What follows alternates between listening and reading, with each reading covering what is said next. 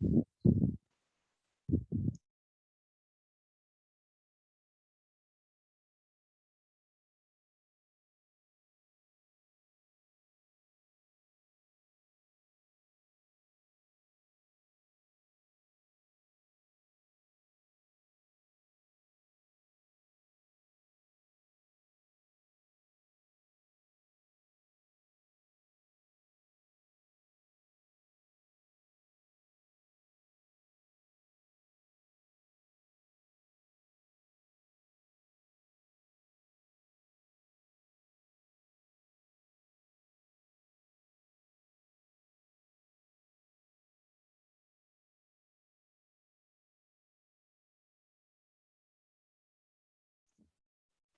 Hello students, last class से मैंने आपको अभी तक जो पढ़ाया that is how to calculate equivalent weight. How to calculate equivalent weight, उससे मैंने आपको क्या बताया, how to calculate equivalent weight of an acid और a base. Acid and base के इक्विवेलेंट वेट मैंने बताया, equivalent weight is that part of molecular weight which deals with unit value. Unit value को हमें देखना है। एक एसिड है, एक एसिड का equivalent weight is that part of molecular weight which gives 1 mole of HI. Like H2SO4 का already हम डिस्कस कर चुके हैं। H2SO4 का हमने 1 मोल लिया है और 1 मोल में हम देखें कि 1 mole gives 2 mole of HI. H2SO4 का 1 mole gives 2 mole of HIs. So equivalent weight, it's 1 mole gives 2 moles. हम देख सकते हैं we can divide into 2 identical halves. इस मोल से, इस पार्ट से 1 मोल ऑफ एच आयन गया और इस पार्ट से 1 मोल ऑफ एच आयन गया. So this part is equivalent weight. कोई भी आधा पार्ट जो है H2SO4 के पूरे मोल का half part is equivalent weight and that's why its equivalent weight is half of molecular weight. This is उसके बाद हम जाते हैं, हमने जो पढ़ा था इसी तरीके से बेस में भी देख सकते हैं. सो फिर फॉर्मूले की बात की थी कि molecular weight divided by basicity और एसिडिटी. उसके बाद हमने पढ़ा था इक्विवेलेंट वेट ऑफ आयन. फिर हम आते हैं यूनिट वैल्यू पर. Equivalent weight of an ion is that part of atomic weight which bears either unit positive charge or unit negative charge. भाई अगर cation है it will bear positive charge, if it is an ion it will bear negative charge. Like we can discuss Fe plus 3. Fe plus 3 का ये 1 मोल है, 1 gram ion कहलाता है. वही 1 mole जो चीज होती है ये आयन के केस में कहलाती है 1 gram ion. So this is Fe plus 3 ion है, Fe plus 3 एंड इसका 1 ग्राम आयन है. एंड इसको हम अगर इस तरीके से we can divide into 3 parts, identical parts में हमने डिवाइड कर लिया इसके 1 ग्राम आयन या 1 मोल को. और हम देख सकते हैं कि इसके each part that bears 1 positive charge, हमने इसको 3 पार्ट में डिवाइड कर लिया. तो हम देखते हैं इसके पूरे ग्राम आयन का या पूरे मोल का केवल 1/3 पार्ट है विच बेयर्स यूनिट पॉजिटिव चार्ज. सो Fe plus 3 का जो इक्विवेलेंट वेट होता है, इसके जो आयनिक वेट एटॉमिक वेट है उसका 1/3 होगा. ये हम ऑलरेडी डिस्कस कर चुके हैं. सिमिलरली सॉल्ट को हमने डिस्कस किया था. लाइक सॉल्ट है Na2SO4. सॉल्ट के केस में हमने डिस्कस किया था लाइक Na2SO4. तो हम इस तरीके से ड्रॉ कर सकते हैं. Suppose we have taken 1 mole of salt, 1 mole of salt. This is पूरा 1 मोल है Na2SO4 का, Na2SO4. तो इसको हमने इसको इस तरीके से 2 उसमें हाफ्स में डिवाइड कर दिया और इसमें 2 सोडियम आयंस हैं और 1 सल्फेट आयन है. तो यहाँ पे हमने देखा 1 पॉजिटिव चार्ज और 1 पॉजिटिव चार्ज सोडियम आयन का, एंड सल्फेट आयन के 2 नेगेटिव चार्ज को हमने इस तरीके से डिस्ट्रीब्यूट कर दिया. So the whole mole bears, 1 mole जो Na2SO4 का है that bears 2 positive charge and 2 negative charge.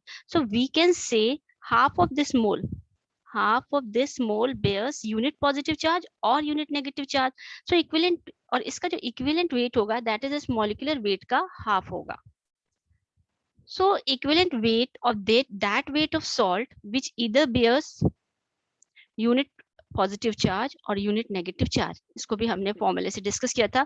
तो हम देखते आ रहे हैं कि इक्विवेलेंट वेट होता क्या है। इक्विवेलेंट वेट वो पार्ट होता है मॉलिक्यूलर वेट का जो यूनिट वैल्यू से कंसर्न्ड होता है।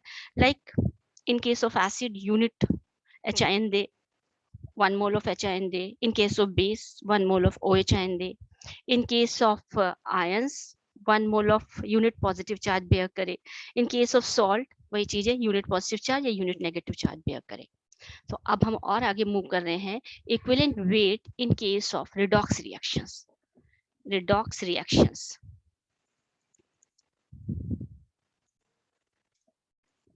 रिडॉक्स रिएक्शंस में इक्विवेलेंट वेट, आप लोग सभी जानते हैं रिडॉक्स रिएक्शन कौन से होते हैं। रिडॉक्स रिएक्शंस होते हैं जिनमें एक एलिमेंट का ऑक्सीडेशन हो और दूसरे का रिडक्शन हो। और ऑक्सीडेशन और रिडक्शन हो रहा है या नहीं हो रहा है, इसको हम पता करते हैं with change in oxidation state. Oxidation state को देखने के लिए आप मेरा दूसरा वीडियो देख सकते हैं, what is oxidation state, where I have dealt with oxidation state in detail. So redox reactions में रिएक्शन जो होता है दैट दो पार्ट में डिवाइड कर सकते हैं। One is oxidation half and the other is reduction half. हम एक सिंपल सा रिएक्शन उठाते हैं, बहुत सिंपल सा। अगर हम सोडियम को, सोडियम पर, सोडियम सॉलिड है, मेटल है, and if we pass chlorine gas, इस पर हम क्लोरीन गैस पास करते हैं, तो एज यू नो कि सोडियम बनाता है, it gives sodium chloride, table salt. It's a redox reaction. इस redox reaction में सोडियम जो है, sodium is giving up electron and it is said, it is giving up electron and it is said it is undergoing oxidation. Losing of electron, giving up of electron is known as oxidation. On the other hand, chlorine जो है, it takes up 2 electron and it forms 2 chloride ion. Taking up of electron, that is known as reduction. So obviously reactions are known as redox reaction. These are known as redox reaction क्योंकि oxidation and reduction they go simultaneously. अगर एक element का oxidation होगा तो दूसरे का reduction होगा। Electrons can not remain free in a reaction. ऐसा नहीं कि इलेक्ट्रॉन ऐसे घूमते रहेंगे। अगर एक एलिमेंट जितने इलेक्ट्रॉन देगा, there must be some other element to accept those electrons. तो these reactions are known as redox reactions and electrons are never made free. वो कहीं ना कहीं जो है जितना दिए जाएंगे उतने ही लिए जाएंगे। and there is a transaction होता है between an element who loses electron which undergoes oxidation and which takes up electron which undergoes reduction, so they go simultaneously. तो ऑक्सीडेशन एंड रिडक्शन रिएक्शन हमेशा साइमल्टेनियसली होते हैं। And now equivalent weight in redox reaction, अब आप सभी जानते हो, आप लोगों ने पढ़ा हुआ है कि जिसका ऑक्सीडेशन होता है, जो इलेक्ट्रॉन देता है, जिसका ऑक्सीडेशन होता है, वो दूसरे का रिडक्शन करता है। आप यहाँ पे देख रहे हो sodium is giving up electron, so chlorine is undergoing reduction, chlorine का रिडक्शन हो रहा है, so it acts like a reducing agent.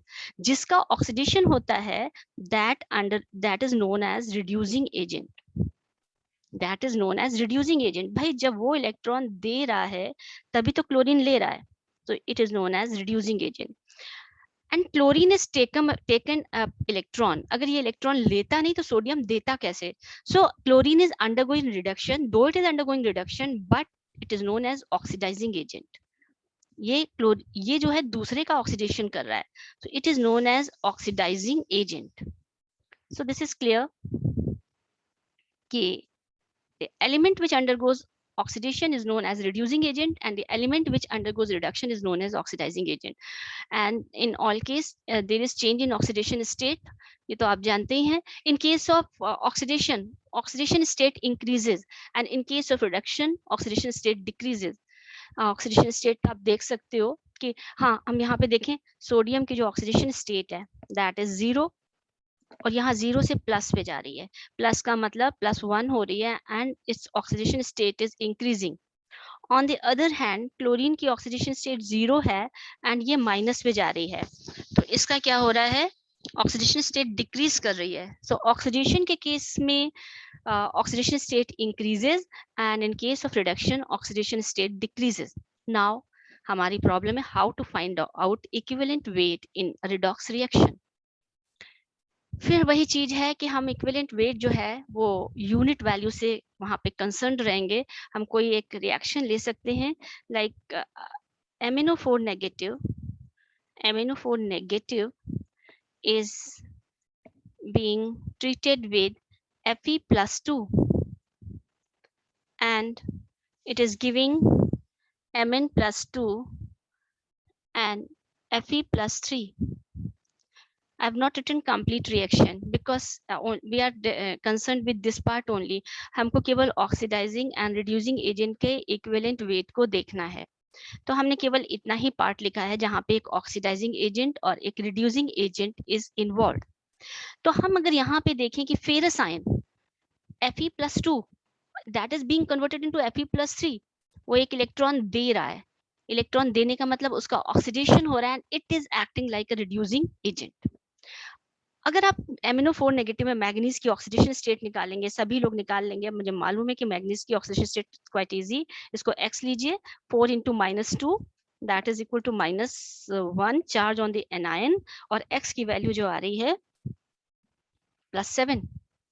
So oxidation state of manganese is +7 and which is being reduced to manganese. किसी भी ion की oxidation state is charge on it, तो manganese पे +2 है. तो यहाँ पे इसकी ऑक्सीडेशन स्टेट डिक्रीज कर रही है, it is undergoing reduction and it is acting like an oxidising agent. So Fe+2 is ferrous ion is acting like a reducing agent and MnO4 negative is acting like an oxidizing agent. अब हमें यहाँ पे निकालना है equivalent weight of oxidizing as well as reducing agent. तो students main चीज है कि हमें इसकी बेस पे जाना है, हमको रटना नहीं है फॉर्मूला कि हमने कह दिया ये. मैं फॉर्मूला आपको बताऊंगी बट पहले मैं बता दूंगी व्हाट इज इक्विवेलेंट वेट. मेरा फिर से एम्फेसिस है, इक्विवेलेंट वेट होता है which deals with unit value. अब यहाँ पर क्या यूनिट वैल्यू है, यूनिट वैल्यू है कि अगर हम पहले MnO4 का इक्विवेलेंट वेट निकालते हैं. सो इक्विवेलेंट वेट निकालने के लिए हमने एक आयन ड्रॉ कर लिया and this is permanganate ion MnO4 negative. This is MnO4 negative permanganate ion. And अगर हम इसमें चेंज इन ऑक्सीडेशन स्टेट देखें तो +7 से +2 हो रही है एक मोल में. This is 1 mole of परमैग्नेट ion. यहाँ जो चेंज इन ऑक्सीडेशन स्टेट हो रही है दैट इज फ्रॉम +7 से +2, 5 चेंज हो रही है. ठीक है, हम इसको डिवाइड करते हैं इनटू 5 आइडेंटिकल हाफ्स. 5 आइडेंटिकल 1 2 1 2 3 4 5 1 2 3. चलिए इसको 5 आइडेंटिकल हाफ्स में डिवाइड करते हैं.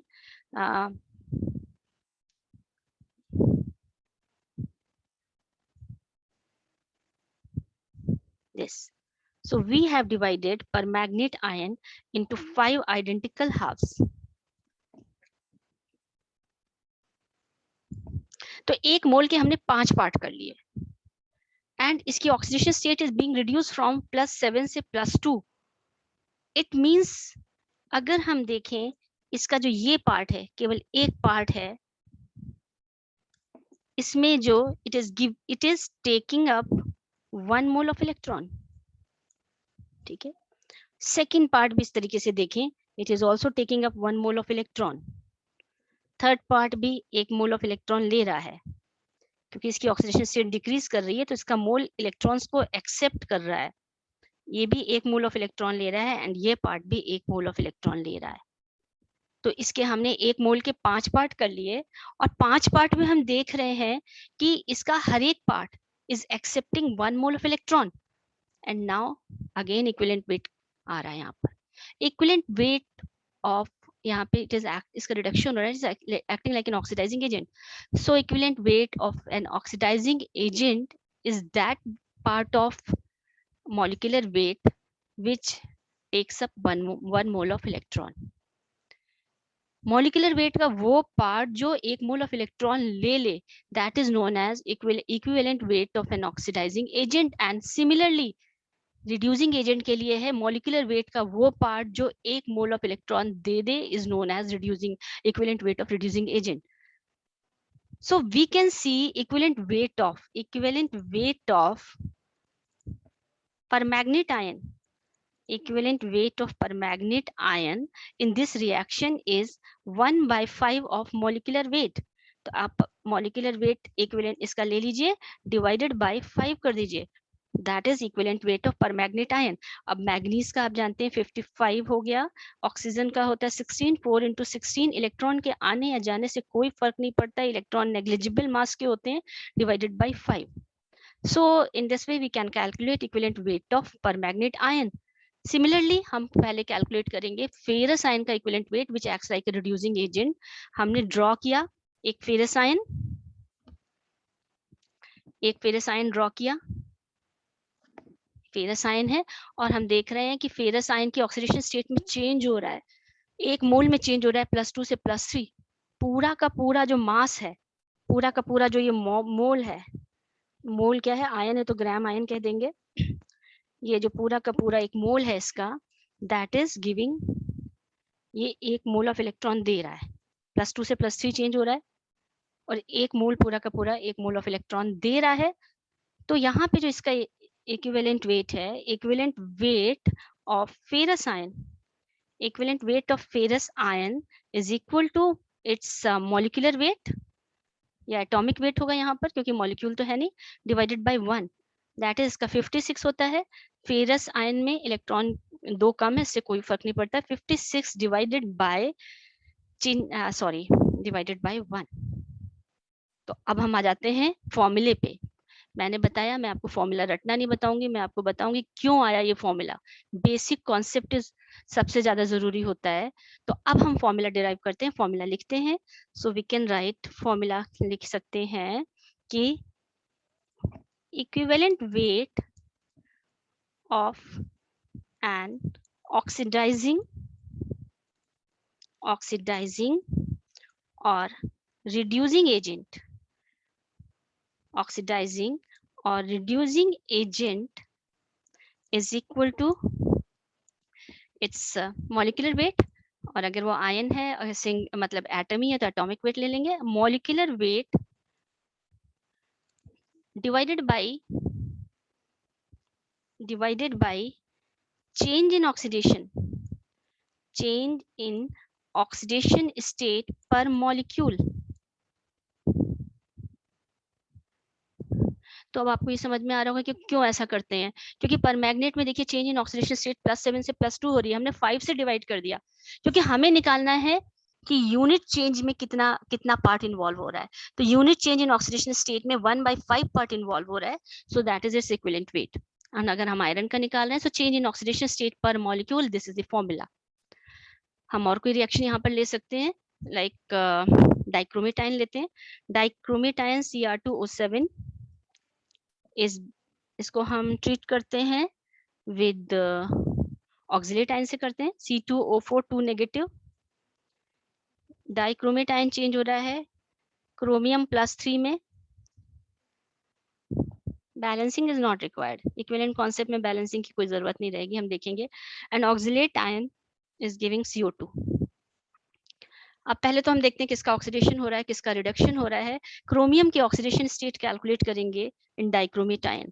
क्रोमियम की ऑक्सीडेशन स्टेट हमें कैलकुलेट करनी है in dichromate ion, let it be x, सभी लोग कैलकुलेट कर लेते हैं। 2x ऑक्सीजन की -2 है, 7 into -2 is equal to -2, so x की वैल्यू जो आएगी यहाँ पर 7 - 2 14, it will be +6। so dichromate ion की ऑक्सीडेशन स्टेट जो यहाँ पर है ये +6 है, और यहाँ पे it is being change into +3, ठीक है। बट ये जो हमने निकाली है ये एक क्रोमियम एटम पे, जबकि एक पूरे मॉलिक्यूल में 2 क्रोमियम एटम है, एक हमने इसकी निकाली है 2 क्रोमियम एटम है। तो हम एक मोल ड्रॉ करते हैं, पहले एक मोल डाइक्रोमेट आयन का ड्रॉ कर लेते हैं। This is 1 mole of dichromate ion, this is 1 mole of dichromate ion, and इस 1 मोल ऑफ डाइक्रोमेट आयन को हम पहले ही 2 पार्ट में डिवाइड कर लें। इसमें 2 क्रोमियम आयन है, 2 क्रोमियम आयन है, देखिए 2Cr2 लिखा हुआ है ना, एक मोल में 2 क्रोमियम आयन है और हर एक क्रोमियम की में चेंज हो रहा है। एक क्रोमियम की हमने प्लस ये निकाला है एक्स की वैल्यू, हर एक क्रोमियम में चेंज हो रहा है +6 से +3, 3 का। तो क्रोमियम के, एक क्रोमियम के हमने 3 पार्ट कर लिए और दूसरे क्रोमियम के भी 3 पार्ट कर लिए।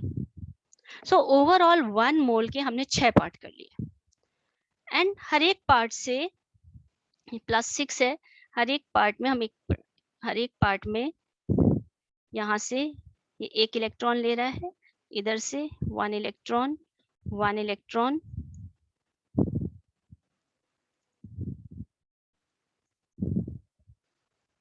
ये